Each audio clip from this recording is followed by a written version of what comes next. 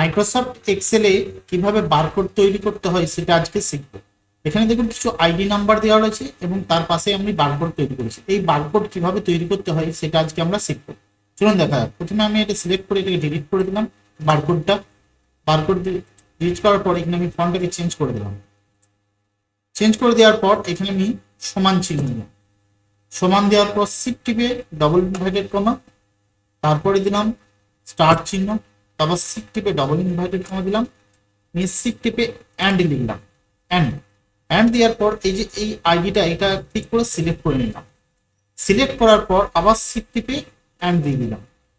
এই অ্যান্ড দেওয়ার পর আবার শিফট টিপে ডবল ইনভার্টেড কমা এবং স্টার চিহ্ন দিয়ে দিলাম। শিফট টিপে ডবল ইনভার্টেড কমা ক্লোজ করে দিলাম। এরপরে এন্টার দিয়ে দিলাম। এন্টার দেওয়ার সঙ্গে সঙ্গেই আমাকে এই ঘরটা কোড তৈরি করে দেবে।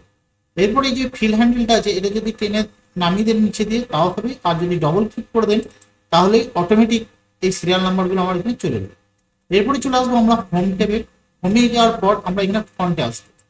ফন্টে দেখুন এই নিচে দিয়ে একটু যে স্ক্রল করে নামি তো এখানে দেখুন চলে আসবে আমার ফন্টটা। যদি ক্লিক করি তাহলেই দেখুন এই ফন্টটা চলে আসবে বারকোড।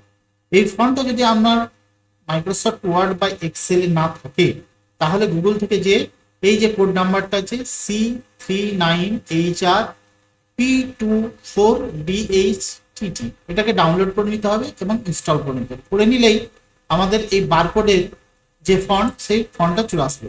এইভাবে আমরা মাইক্রোসফট এক্সেলে বারকোড তৈরি করতে পারি। যদি ভিডিওটা ভালো লাগে অবশ্যই লাইক করবেন, কমেন্ট করবেন, শেয়ার করবেন, চ্যানেলটি সাবস্ক্রাইব করবেন। ভিডিওটা দেখার জন্য আপনাকে অনেক অনেক ধন্যবাদ।